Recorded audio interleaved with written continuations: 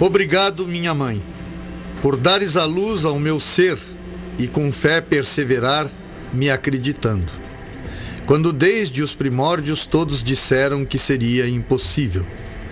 Mas aqui estou eu, mãe. Graças a ti eu sobrevivi, e nesta prece, nesse instante, derramando o meu espírito com lágrimas de gratidão a Deus Pai, por me fazer vir a ser e existir por meio de ti. Obrigado, muito obrigado, mãe, por me fazer enxergar e com fé acreditar que incondicionalmente amar é a única forma de humanamente se dignificar.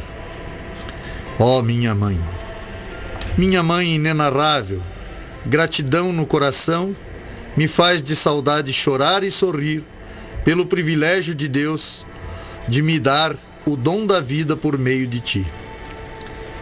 Obrigado por dançar comigo aqueles que seriam seus últimos passos firmes neste velho mundo.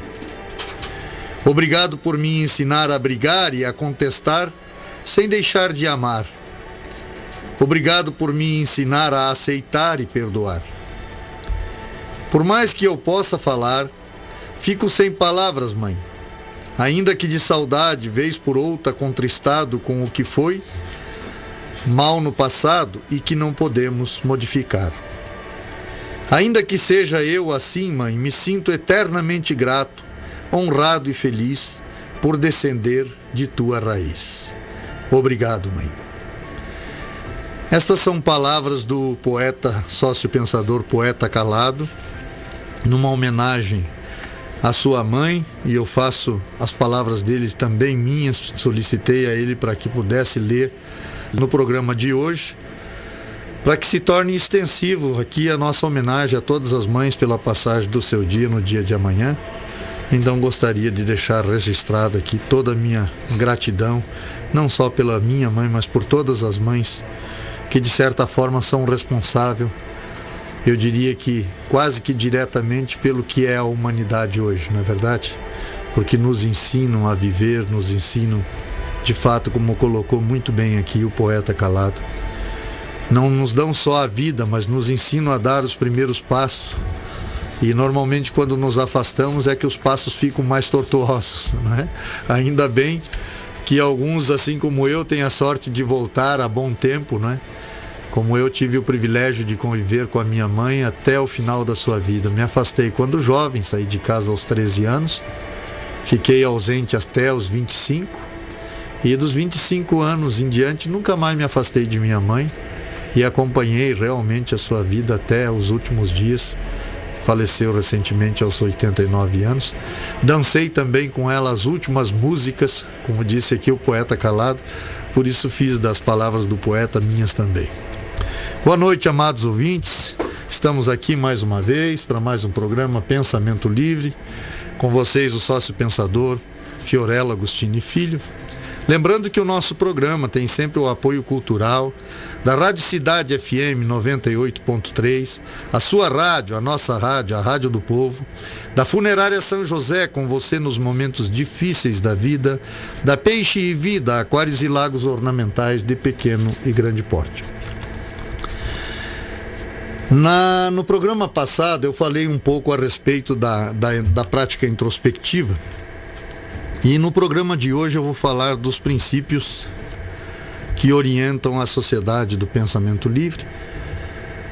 Aí você talvez possa estar se perguntando, mas eu não sou da sociedade do pensamento livre, então até que ponto eu devo ficar ouvindo o programa de hoje? Eu peço encarecidamente, fique conosco na audiência do programa de hoje, porque quando nós adotamos o nome de princípio que nos orienta, já adotamos a questão de princípios, porque sabemos que princípio é aquilo que pode ser aplicado em qualquer parte do globo, em qualquer idioma, para qualquer tipo de raça, para qualquer tipo de crença. O princípio é como o dia e a noite. Ele vai se adequar a qualquer pessoa que realmente escutar e tentar se colocar na disposição daquilo que nós nos propusemos. E na sociedade do pensamento livre nós temos basicamente 7 princípios. 4 de cunho individual e 3 de cunho coletivo. Os princípios de cunho individual são: admissão de limites. Segundo, busca da superação de limites. Terceiro, tempo para o pensamento livre e introspectivo. Quarto, análise da transformação. Os princípios coletivos são simples, ainda que não seja talvez do interesse daqueles que não são sócios, mas só para tornar ciente, eles nos dizem o seguinte: respeito aos princípios individuais sugeridos, independência de propósito sem afiliações e ser autossustentável. Hoje nós vamos nos ater aos 4 princípios de cunho individual, porque por serem princípios pode se adequar à vida de qualquer um que esteja nos ouvindo na noite de hoje. Na introdução do capítulo que fala especificamente sobre os princípios, ele nos diz o seguinte: os princípios que praticamos individualmente buscam dar uma luz no sentido de que cada um possa situar em si a causa do que lhe aflige e que, apesar de ter conhecimento do fato, não conseguiu superar. Vamos situar alguns casos e dar exemplos de superação decorrentes da prática da introspecção, que propiciou uma gama de atitudes mentais que foram consequentes em uma ação transformadora e instituiu o que chamamos de análise da transformação. Predicado daqueles que, consciente das conquistas já alcançadas, não foge diante de novos desafios que a vida tão sabiamente lhes impõe. Pois é esta constante superação de obstáculos que nos faz sentir vivos e viver a vida de forma mais apropriada. Nós vamos a um breve intervalo e voltamos já no próximo bloco discorrendo um pouco sobre o princípio 1, a admissão de limites.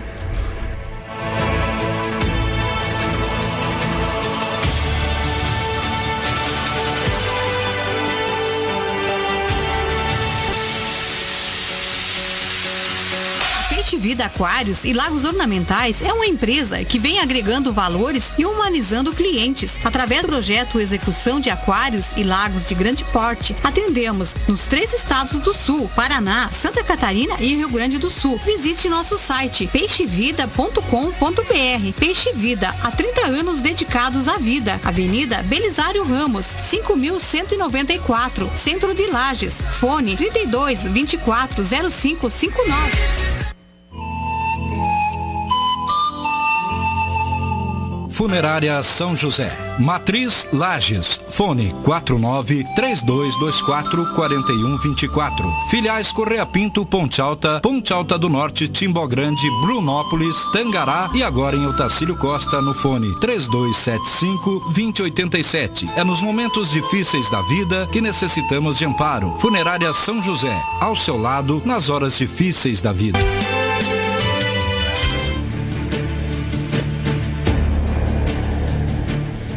Voltamos, amados ouvintes, mais uma vez na noite de hoje com vocês, o sócio pensador da Sociedade do Pensamento Livre, Fiorello Agostini, em mais um de nossos programas Pensamento Livre, que tem sempre o apoio cultural da Rádio Cidade FM 98.3, a sua rádio, a nossa rádio, a Rádio do Povo, da Funerária São José, com você nos momentos difíceis da vida, da Peixe Vida, Aquários e Lagos Ornamentais de pequeno e grande porte.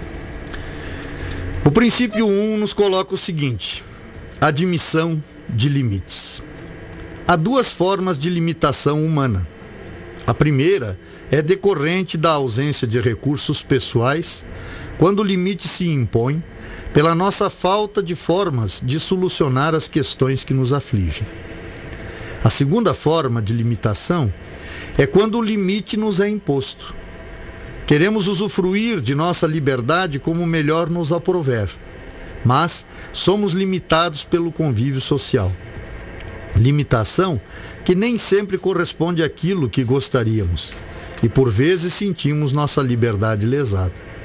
Principalmente quando os conceitos que formulam a existência social, ligado a questões econômicas, políticas, culturais, não coincidem com nossa forma de pensar. Apesar de não ser agradável, vemos esse limite como necessário para um convívio social possível.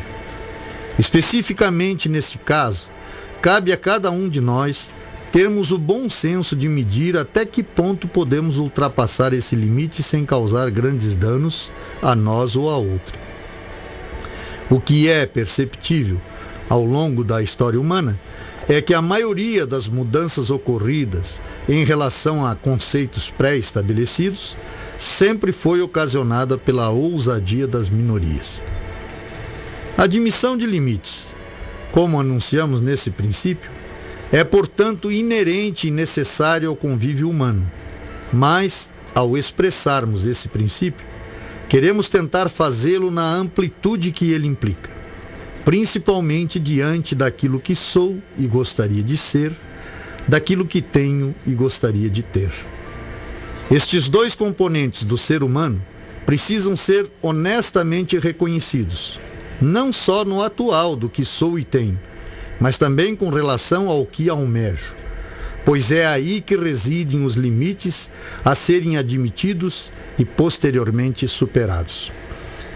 Então, meus ouvintes, como nós percebemos no princípio 1, admissão de limites, eu diria que em qualquer parte do planeta a vida nos impõe especificamente dois limites. Um é o limite social, que impõe normas, regras, leis, sobre as quais efetivamente nós temos que nos subjugar para tornar possível o convívio coletivo. É claro que sabemos que existem muitas leis que às vezes são injustas, que às vezes não correspondem ao momento atual. Algumas já, como dei exemplo aqui, de profissões que já nem sequer existem mais e continuam prevalecendo. Em Santa Catarina, por exemplo, estão fazendo uma revisão de todas as leis, exatamente para excluir pelo menos aquelas que são obsoletas. Mas enfim, existem regras, como existem regras dentro de uma empresa, como deve existir regras dentro do lar, relacionado a direito e responsabilidades. Penso que mesmo no coletivo familiar, onde tem um casal, filhos, etc., que residem no mesmo teto, obviamente que tanto marido, mulher, filhos têm direitos. Mas é bom lembrar que não existe apenas os direitos, existe sempre os deveres. Todos os direitos, de certa forma, vêm acompanhados de deveres. Então deve haver esse equilíbrio entre os direitos que eu tenho efetivamente e os deveres que eu devo cumprir, as responsabilidades que eu tenho em relação a essa sociedade que eu convivo, seja ela o lar, seja ela a empresa, a sociedade do trabalho ou a sociedade como um todo. Este limite, como foi colocado aqui, mesmo quando às vezes não nos agrada, ou nós temos a ousadia de aí sim brigar, lutar, organizar pessoas, mobilizar, no sentido efetivamente de buscar uma melhora, né? Como recentemente a rádio fez aqui em relação à estrada, que está realmente uma porcaria, né? E fez uma manifestação fantástica, e algumas pessoas foram contrárias. Não dá para entender isto, porque isso não é sequer uma questão política, é uma questão de necessidade. Quando você começa a bater num buraco, no outro, consequentemente, o óbvio está ali. Então pedir algo melhor, eu acho que é uma questão de bom senso. E às vezes até essas questões, quando são levantadas, são mal compreendidas. Então nessa questão da organização social, ela é tremendamente complexa. Então às vezes nós levantamos uma bandeira que se justifica e essa bandeira é mal interpretada, né? Mas eu diria que nós usufruímos sim desta liberdade de levantar bandeiras que julgarmos justas e de angariar pessoas que concordem com a nossa forma de pensar e ir em defesa daquilo que coletivamente julgamos seja melhor para o coletivo, para a sociedade como um todo. Então é claro que nem todos esses limites que nos são, entre aspas, impostos para tornar possível o convívio social nos agradam. E às vezes nós temos que lutar, que defender direitos, que nos organizar e assim por diante, não é verdade? Então esse limite, obviamente, para se tornar a vida possível, nós temos que tentar conjugar, tentar viver pelo menos de forma pacífica com as leis que nos são impostas, regras e assim por diante. É como numa empresa. Às vezes você entra numa empresa e percebe que determinada ação seria mais funcional se houvesse algumas modificações. No entanto, aquela empresa já está estabelecida há um certo tempo, você é novo na empresa, apesar de você ter uma percepção correta, você tem que ter muito cuidado na hora de expor isso para a tua chefia, não é verdade? Porque senão parece às vezes presunçoso, que você já chega querendo impor novas normas, novas regras, nova maneira de fazer uma coisa. Então essas coisas têm que ser muito bem pensadas, muito bem analisadas antes de ser expostas. Eu diria que levar sempre as ideias, quando tem relação ao coletivo, seja no clube que você vive, na igreja que você vive, na sociedade que você vive como um todo, você deveria levar isso primeiro para aquelas pessoas que te são mais próximas, familiares, amigos, aqueles amigos que você confia, expor as tuas ideias, ouvir sugestões, para só então, a partir daí, tomar uma decisão mais acertada sobre expor ou não esta nova ideia que você está tendo relacionado a este meio social no qual você convive diariamente e alguma coisa, de repente, não está ao seu contento. Relacionado, então, este é um dos limites que nos é imposto em qualquer parte do planeta, que é o limite do convívio social. O segundo limite não nos é imposto. De certa forma, nós nos impomos, que é o limite relacionado efetivamente à superação humana. É interessante que uma das coisas que a gente coloca aqui, e aqui no final dessa primeira colocação que eu fiz, é extremamente importante quando ele diz o seguinte: ao expressarmos esse princípio, queremos tentar fazê-lo na amplitude que ele implica. Agora, prestem atenção, principalmente diante do que sou e gostaria de ser, do que tenho e gostaria de ter. Estes dois componentes do ser humano precisam ser honestamente reconhecidos, não só no atual do que sou e tenho, mas também em relação ao que almejo, pois é aí que residem os limites a serem admitidos e posteriormente superados. Vou dar um exemplo prático. Se você tem um vencimento que te permitiu construir uma casa de 4 cômodos, comprar um terreno, não é? Um carrinho, enfim, e você vive dentro do limite financeiro com os seus vencimentos, é óbvio que se você tiver um sonho de uma casa com 2 piscinas, 4 andares, um terreno que ocupe tudo uma quadra, ou se você está sonhando com um carro esporte, um Corvette, por exemplo, né? Esse teu sonho está muito além da tua realidade. E eu diria assim, talvez você esteja me questionando, mas é besteira, as pessoas não pensam tão longe ou tão além daquilo que possui. Eu sempre uso um exemplo aqui, me perdoe os donos de lotérica, nada contra os donos de lotérica, pelo amor de Deus, né? Mas o maior exemplo da insatisfação humana é a fila da Mega Sena. Meu Deus, quando a Mega Sena está acumulada, ela dá volta nos quarteirões. Eu falo isso com muita tranquilidade porque eu não jogo em loteria. Mas quando eu olho isso, eu percebo a insatisfação humana e o sonho humano de realização muito além daquilo que se é e daquilo que se tem. Ora, quando eu desejo algo que está muito além da minha possibilidade de conquista, eu criei um gerador de angústia. Quando eu faço uma exigência descabida de mim mesmo, que está além da minha capacidade de levar a bom termo, eu vou me tornar efetivamente ou um endividado, ou uma pessoa completamente infeliz, frustrada, porque não conseguiu realizar aquilo que objetivava.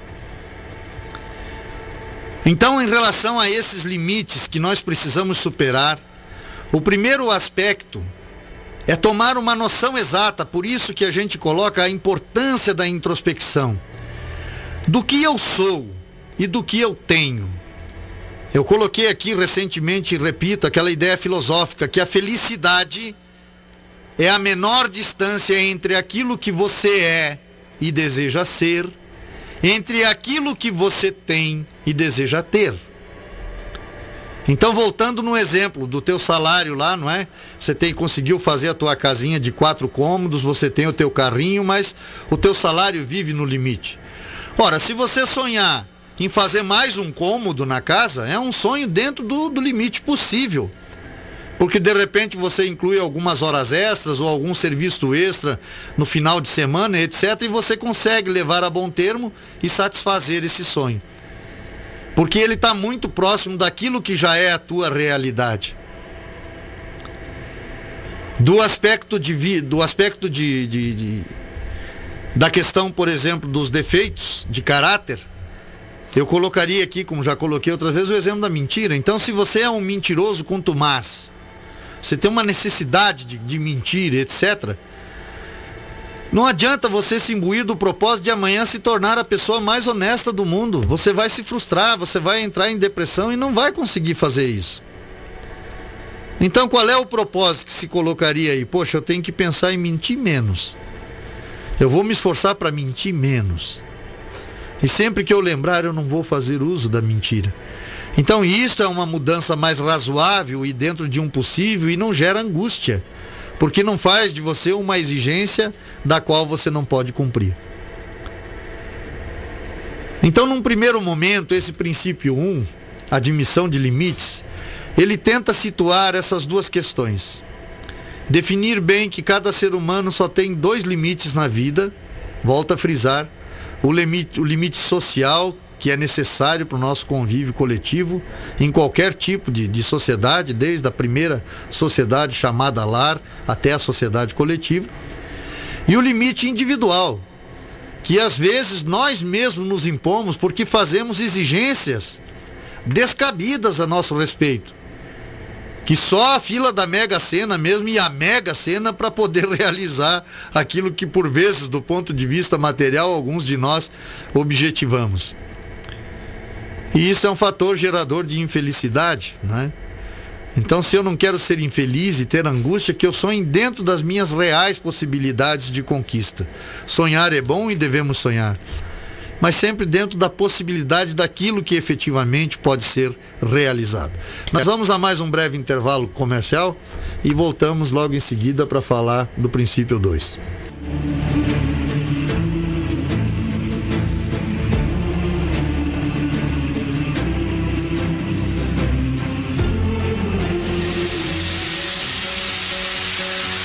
Peixe Vida Aquários e Lagos Ornamentais é uma empresa que vem agregando valores e humanizando clientes. Através do projeto Execução de Aquários e Lagos de Grande Porte, atendemos nos 3 estados do Sul, Paraná, Santa Catarina e Rio Grande do Sul. Visite nosso site peixevida.com.br. Peixe Vida, há 30 anos dedicados à vida. Avenida Belisário Ramos, 5.194, Centro de Lages. Fone 32 24 0559. Funerária São José, Matriz Lages, fone 49-3224-4124. Filiais Correia Pinto, Ponte Alta do Norte, Timbó Grande, Brunópolis, Tangará e agora em Otacílio Costa no fone 3275-2087. É nos momentos difíceis da vida que necessitamos de amparo. Funerária São José, ao seu lado nas horas difíceis da vida.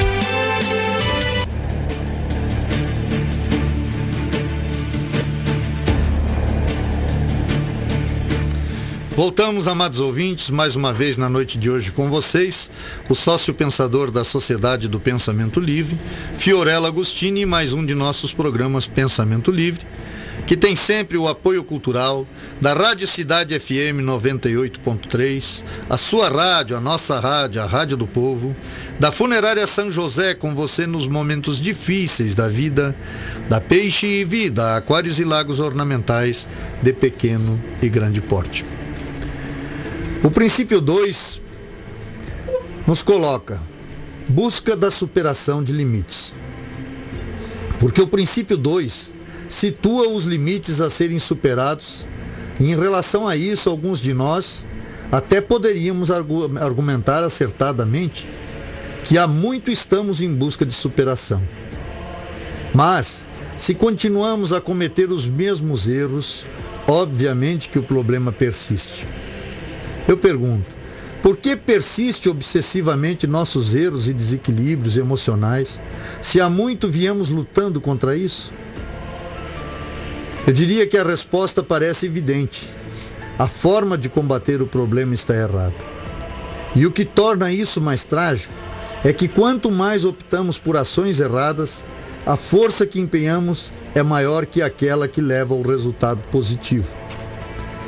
É como se nós receitássemos uma pomada para a perna para alguém que está com dor de estômago.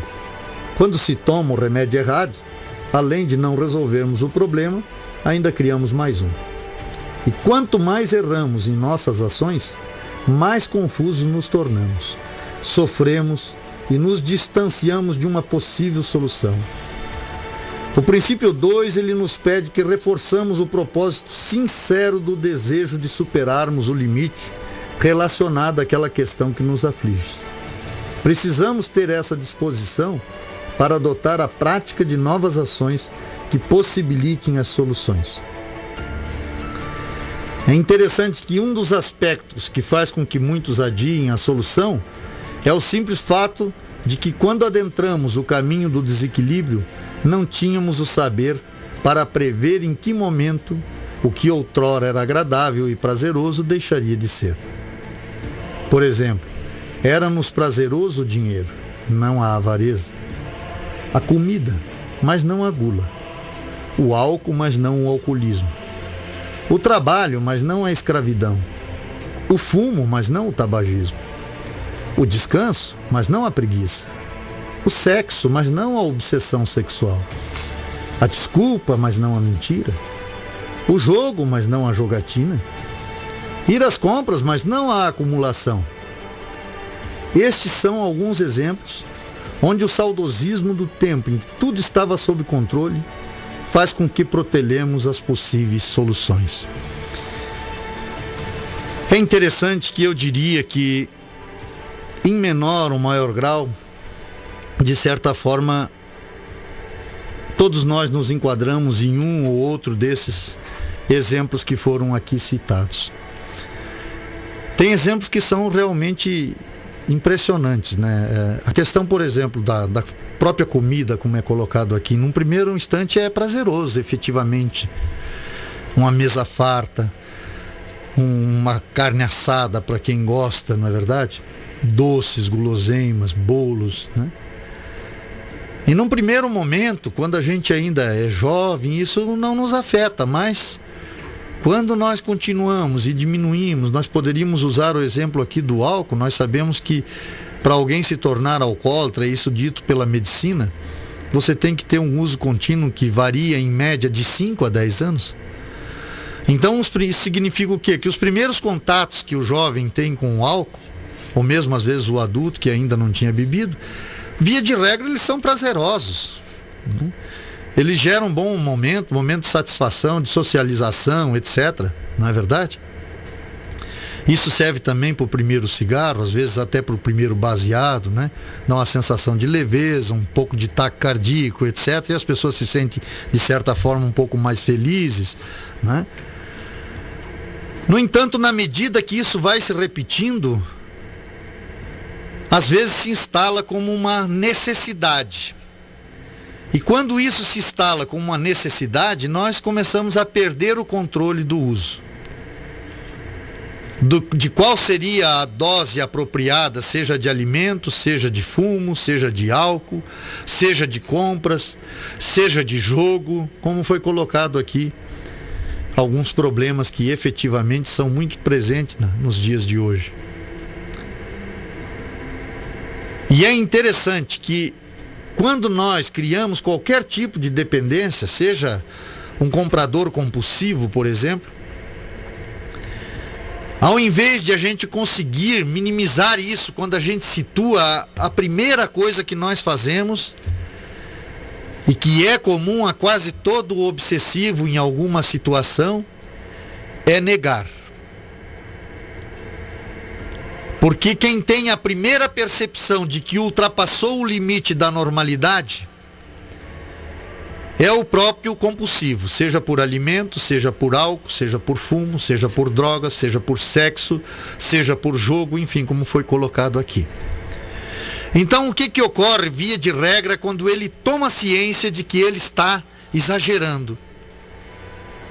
Ele começa a se policiar, e na medida que ele percebe que fracassa nas tentativas de se policiar, de conter a sua obsessão, seja ela qual for, ele é invadido pela angústia, pela ansiedade. E isso, consequentemente, só aumenta o desejo da compulsão, seja ela qual for.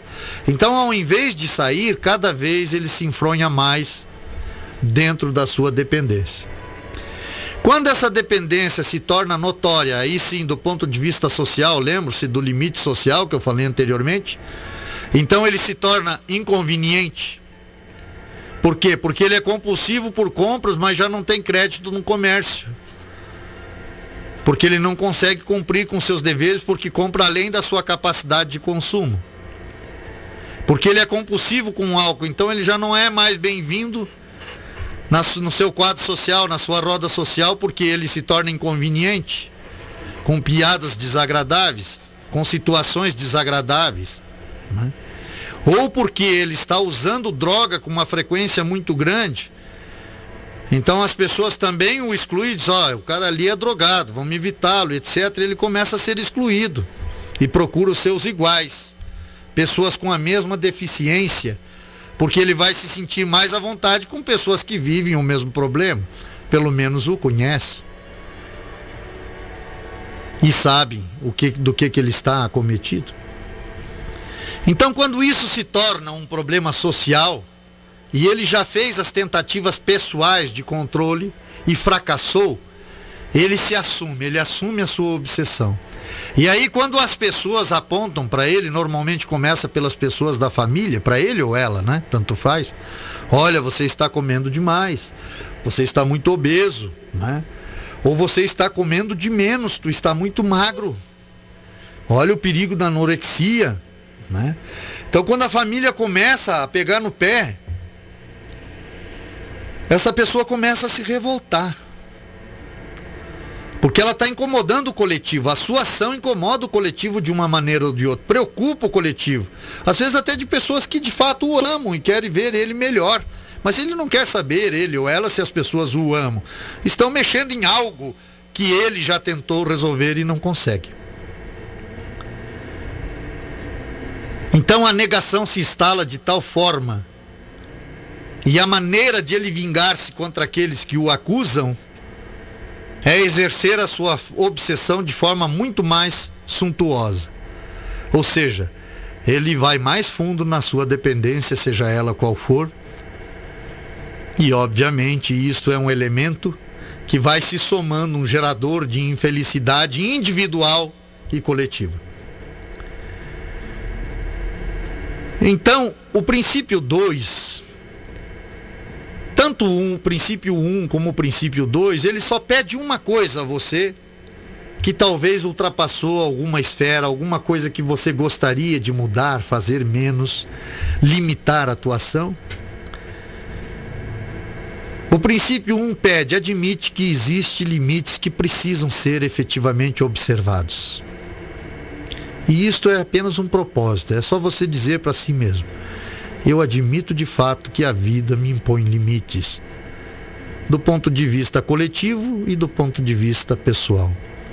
E o princípio 2 é só um propósito, veja bem, eu não estou te pedindo ação nenhuma. Eu preciso superar este limite para ter uma vida melhor. Isto é só um propósito. Você não fez absolutamente nada. Você só está tendo um propósito. É isto que você deve colocar na tua mente. Como eu coloquei aqui em outras vezes, não divida isso com os outros. Faça isso sozinho.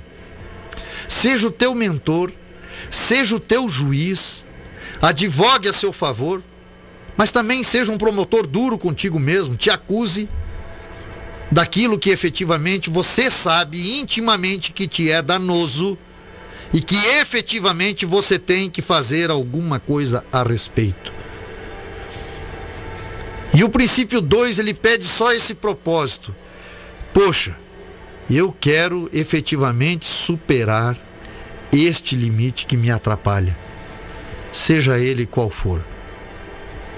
Pode ir além desses exemplos que eu dei aqui, né? Da avareza, da gula, do alcoolismo, do trabalho, né? Porque tem muitos também que são obsessivos por trabalho e se justificam, né? Não, eu preciso trabalhar por causa da minha família, sustentar esse trabalho sábado, domingo, de noite, não tem horário para lazer, para nada. Isso também é uma compulsão.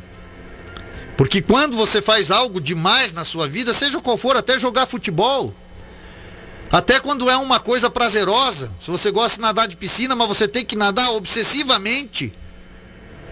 Quando você faz algo de forma exacerbada na sua vida, seja o que for, leitura, seja o que for, você está negligenciando outra exigência da sua vida.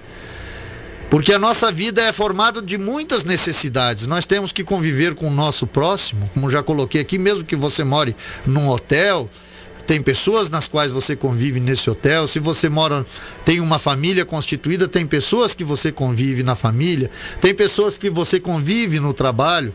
Nós já falamos aqui em alguns programas sobre a questão dos relacionamentos humanos, não é verdade? Que talvez seja uma das coisas mais importantes da nossa vida, porque temos que nos relacionar com pessoas cotidianamente. Consequentemente, quando qualquer aspecto da nossa vida é exagerado, nós negligenciamos no outro. Então, se trabalhamos demais, negligenciamos com a família, negligenciamos no lazer, no descanso, e estas coisas são importantes para uma vida equilibrada. Então, a nossa vida, para ser uma vida efetivamente feliz, ela tem que ter equilíbrio. Bom, o princípio 2, volto a te frisar, e o princípio 1, só pedem a você que me escuta que você tenha o propósito de admitir os limites que te atrapalham, que atrapalham a sua evolução na vida, e de se colocar na busca da superação desses limites. E nós vamos para mais um breve intervalo, voltamos no próximo bloco falando do princípio 3, que é exatamente a questão de como superar esses limites que atrapalham a minha vida hoje.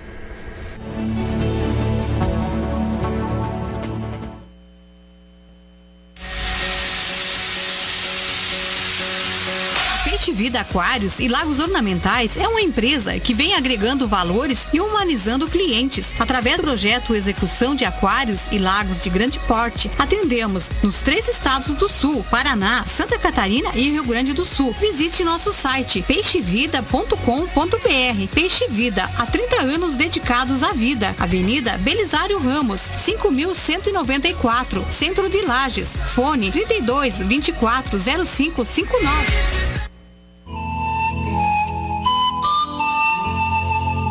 Funerária São José, Matriz Lages, fone 49-3224-4124. Filiais Correia Pinto, Ponte Alta do Norte, Timbó Grande, Brunópolis, Tangará e agora em Otacílio Costa no fone 3275-2087. É nos momentos difíceis da vida que necessitamos de amparo. Funerária São José, ao seu lado nas horas difíceis da vida.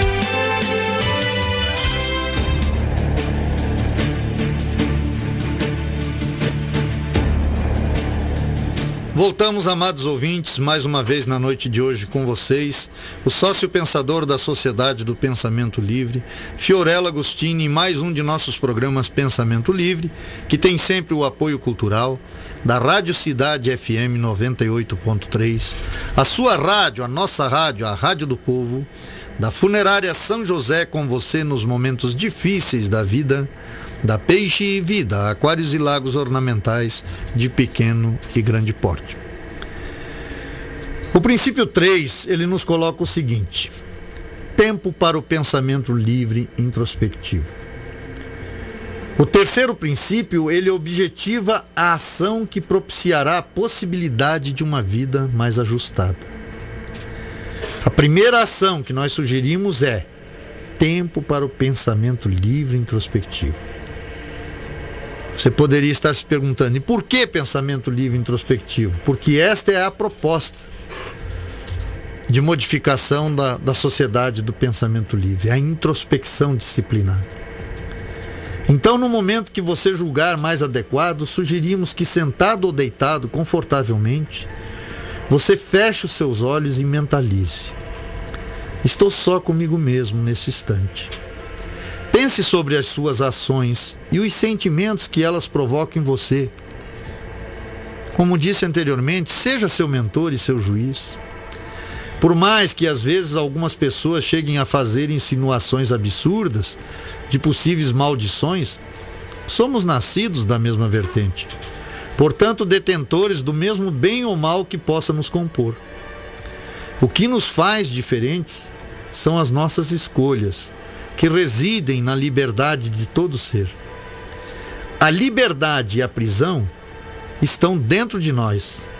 Deixe os seus pensamentos fluírem. Tome posse de sua vida. Não transfira para os outros os seus defeitos ou as suas virtudes.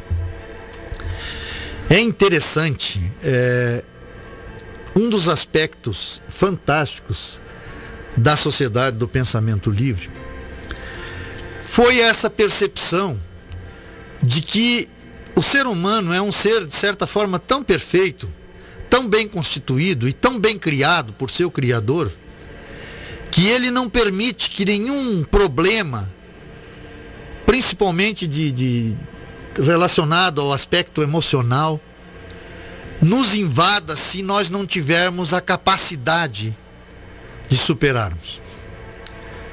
É claro que tem um tempo devido para isso. Nós já demos um exemplo aqui, que nós tivemos na sociedade, quando a sociedade era aberta ao público, 2 pessoas com esquizofrenia de alto grau, não é verdade? E nós sabemos que do ponto de vista científico a esquizofrenia não tem cura. E nós não vamos mentir para você e dizer que nós curamos essas pessoas. Não, nós não curamos essas pessoas na sociedade do pensamento livre. Mas um deles, o caso era tão grave que ele já não trabalhava, ele era bancário, não trabalhava há 4 anos. E não se comunicava nem com o pai, nem com a mãe, nem com os irmãos. Ele ficava isolado num quarto onde ele só se alimentava. Então o pai dele nos procurou antecipadamente, meu filho não se comunica com ninguém e tal, quero saber se eu posso trazer ele aí. Eu disse, não, traz ele aí, deixa ele aí, ele vem aí e tal. Paz, meus senhores, no primeiro encontro, isso lá nos primórdios, quando nós estávamos começando, eu fiz uma pergunta que tinha bastante visitantes naquele dia, e eu estava mediando aquele encontro, e eu fiz aquela pergunta que consta do nosso livro, relacionado ao óbvio: qual é a primeira coisa que vocês que estão nos visitando vê nesse instante? E as pessoas que nos visitavam, ninguém acertou. E o esquizofrênico levantou a mão, disse, posso falar? Pode. A luz. Foi a primeira comunicação dele, não é verdade? Bom, no caso específico deste rapaz, ele ficou conosco em torno de 3 meses, frequentando encontro nós tínhamos na época 2 vezes por semana. O psiquiatra que o acompanhava ficou tremendamente admirado da evolução do quadro desse rapaz. E sugeriu tempos depois, 6 meses depois, que esse rapaz voltasse ao trabalho de bancário. Hoje ele se encontra em Curitiba trabalhando, apesar de, obviamente, continuar com seu tratamento médico. Como dissemos aqui, esquizofrenia não tem cura, né? O outro caso foi similar, semelhante. E o outro nos impressionou tanto, que obviamente ele tinha dificuldades financeiras, apesar de ser de uma família bastante abastada. E ele começou a fazer a introspecção e num dado momento ele disse o seguinte: sabe o que eu vou fazer? Eu vou fazer um poema sobre coxilha rica e vou vender na festa do Pinhão. E ele conseguiu até patrocinadores para o poema. Ele fez um poema adesivo, eu tenho esse poema guardado, não é verdade? Ele mandou uma carta também para a gente, muito linda, agora do seu último internamento, e até eu li num dos programas aqui. E eu fiquei pasmo que mesmo naquele grau alto de esquizofrenia, ele fez o poema em adesivo, ele conseguiu patrocínio para o poema e ele vendia esses poemas. Entende? Então se tornou uma pessoa com autoestima, com amor, com tudo, mesmo lidando com uma situação tremendamente grave. Então o que eu quero dizer? Quer dizer, o ser humano é tão perfeito que há capacidade de solução na maioria das vezes, salvo quando ele extrapolou em muito a sua capacidade de raciocínio lógico, etc. E isso a gente percebe, né? A maior inimiga, por exemplo, da introspecção é a incapacidade que as pessoas, até as pessoas, entre aspas, chamadas normais, tem de ter um pensamento lógico nos primeiros 10 dias. Isso mostra o quanto que é disfuncional o nosso pensamento. Mesmo para aqueles que se julgam normal, pessoas que estão fazendo ali do seu cotidiano equilibrado, etc., tem essa dificuldade. Então imagine aquelas pessoas que são acometidas de algum desequilíbrio emocional, como esses que nós citamos aqui. Então a dificuldade é maior. Mas acredite, esse princípio 3, tempo para o pensamento livre introspectivo, ele é fantástico. Porque se eu adotar a introspecção, que é esse tempo para mim pensar em mim, e aí quando nós colocamos esses princípios nessa ordem, é no sentido de você poder coordenar, ter um auxílio para coordenar melhor os seus pensamentos. Então eu sugiro, feche os teus olhos pela manhã, pense nos limites que você precisa superar. Pense nas suas ações. Poxa, eu tenho comprado demais, gastado demais, não estou conseguindo cumprir com meus compromissos, ou eu tenho bebido demais, feito fiasco demais, ou estou usando droga com uma frequência muito constante. Eu preciso fazer alguma coisa a esse respeito. Você não está dividindo com ninguém isso. Eu estou comendo demais, eu estou muito obeso, ou de menos. Estou muito magro, muito fraco. Então leve esses pensamentos desses limites, mesmo na questão, como coloquei anteriormente, na sociedade coletiva que você vive, se tem algo que te incomoda. Leve para o teu pensamento o que me incomoda naquela empresa. Comece a situar essas questões, esses limites que você busca superar. Por que você vai colocar isso no momento de introspecção? Porque, por favor, acredite em mim. A capacidade de solucionar reside em você. Eu fico tão triste às vezes que as pessoas procuram um guru para solucionar o seu problema, e às vezes esse problema já chegou a uma gravidade tal que até pela lógica da vida ele só tem uma saída: retroceder. E no entanto, ao invés de atribuir à sua própria capacidade o milagre da cura, ela atribui a um guru. Porque não se tornou perceptível a ela que essa capacidade residia nela mesma. Vamos pegar aqui, por exemplo, o Novo Testamento. Você que é cristão, se detenha, leia os milagres de Cristo. Em todos os casos, sem exceção, o que ele dizia ao fim de um milagre? Vá, a tua fé te curou. Ora, essa capacidade de cura residia dentro de nós, porque a fé residia dentro dessas pessoas que acreditavam na possibilidade da cura. Então a fé era um componente do ser que ouvia Jesus e que acreditava. E Jesus sabiamente dizia: vá em paz, a tua fé te curou. Isto é prova sine qua que a capacidade de cura reside no ser. E quando nós começamos a ter tempo para o pensamento introspectivo, e isto é fantástico, porque num primeiro momento nós podemos começar assim, sim, com o princípio 1 e 2, situando o que me incomoda, o que eu gostaria que fosse efetivamente diferente na minha vida. Uma vez postas essas questões, você fica em silêncio de olhos fechados e deixa os seus pensamentos aflorarem. Você vai ficar impressionado com o milagre, sem um guru, com um milagre que reside em você, com a voz interior que reside em você inconscientemente, trazendo a luz do seu consciente. Tenta fazer isso. Tenta fazer aquilo. Nós citamos um caso aqui no livro da fumante. Tem outros casos de dependência de droga, enfim. Mas vou citar esse da fumante, que ela incomodava demais a questão de fumar obsessivamente.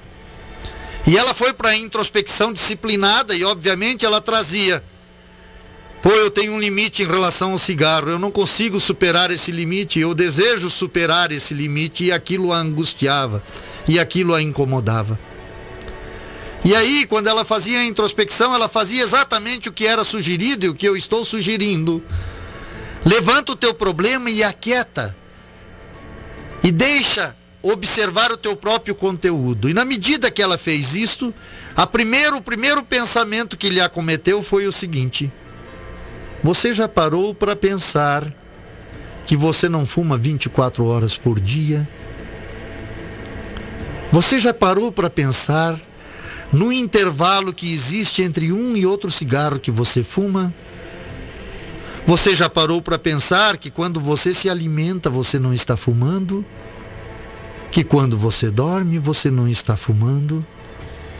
E ela diz que sentiu um conforto tão grande porque pela primeira vez ela percebeu que ela não fumava 24 horas ininterruptamente, porque a sensação que ela tinha, dada a dependência, era exatamente essa. Parece que eu não consigo pensar em outra coisa a não ser no cigarro. Isso acontece com o drogado, com o alcoolista, com o comprador compulsivo, com o sexual compulsivo, enfim, com todas essas citações que fizemos aqui.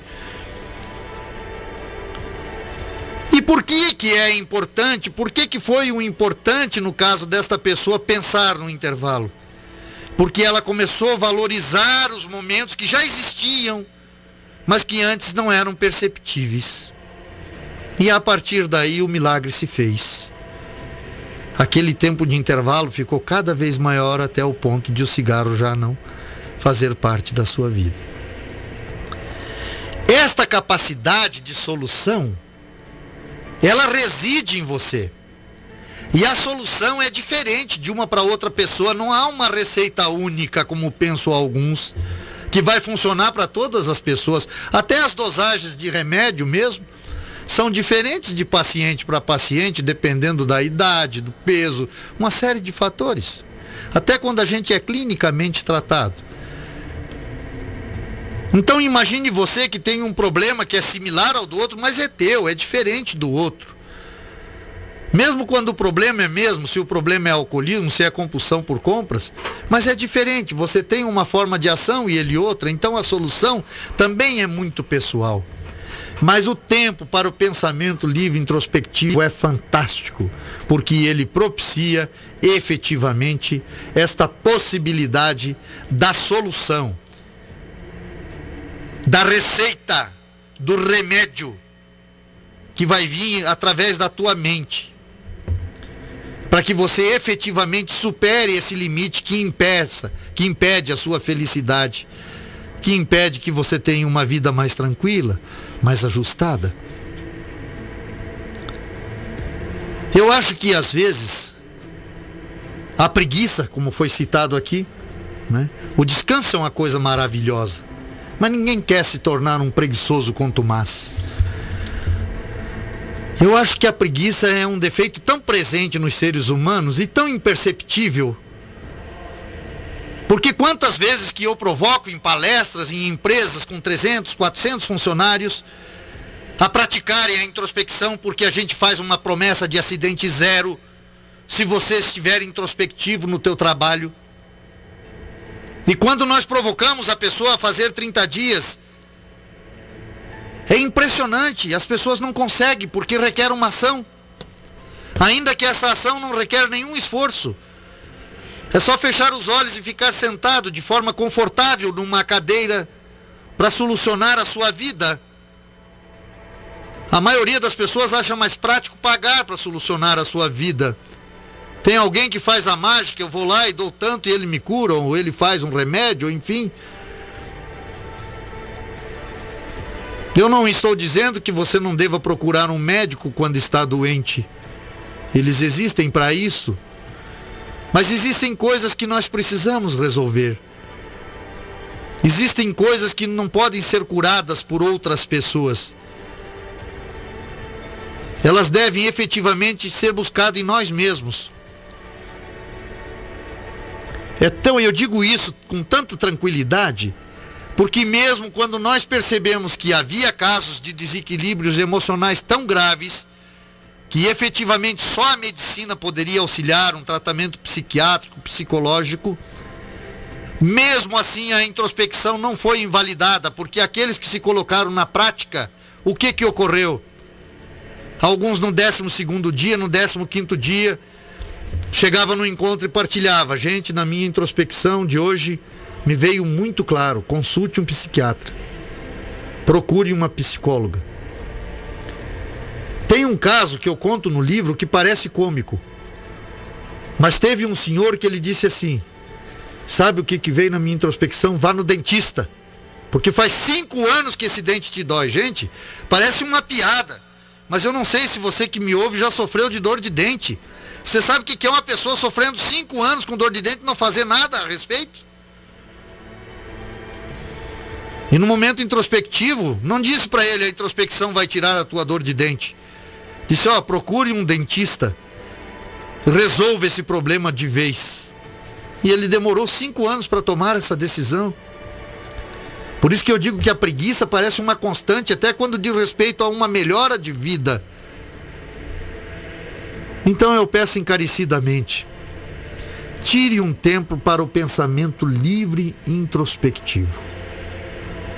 E eu espero que essa semana vocês entrem em contato conosco na Sociedade do Pensamento Livre. Pode entrar em contato através do Face, Sociedade do Pensamento Livre, do Facebook. Se você não tem Facebook, mande um e-mail para a gente, spl@sociedadedopensamentolivre.com.br. Eu espero que essa semana, você que me escuta na noite de hoje, tem qualquer um tipo de problema, de limite que te atrapalha, você se coloque na disposição da prática disciplinada no decorrer dessa semana. E que até o final da semana, você me mande algum e-mail dizendo de como está essa prática. O que você observou? O que precisa ser mudado? Se você não quiser se identificar, não precisa. Porque no próximo programa eu vou estar falando do 4º princípio, que é a análise da transformação. Porque isto é algo que deveria estar presente em todos os momentos da nossa vida. A percepção daquilo que evoluí, a percepção daquilo que fiquei para trás, daquilo que deixei de fazer. E isso vai ser conteúdo do nosso próximo programa, no próximo sábado, se pudermos estar aqui, se a vida nos permitir, esse grato prazer de estar de novo com vocês. Nós vamos encerrar na noite de hoje com a leitura aqui da nossa sócia pensadora Morella. O ato de introspectar. Quando damos um passo para fora das rotinas normais da sociedade, quando paramos para refletir na vida diária, desencadeia as forças criativas. Às vezes nos admirando com o que parece óbvio. Às vezes mostrando nossas contradições, preconceitos, convicções inabaláveis, paralisantes. Nossa experiência vivida se transforma em experiência compreendida. Como um raio nos atinge, modificando quem somos, onde estamos e para onde vamos. Sócia pensadora Morella. Uma boa noite a todos, um feliz Dia das Mães, às mamães amanhã, aos familiares e até o próximo sábado.